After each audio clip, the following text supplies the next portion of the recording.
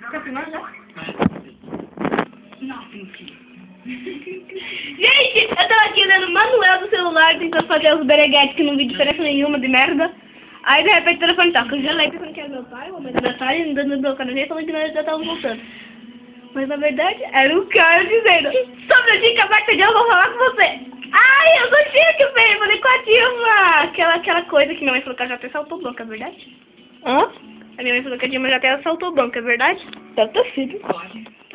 Ela... Vou atender de novo, vamos ver se ela tá falando ainda.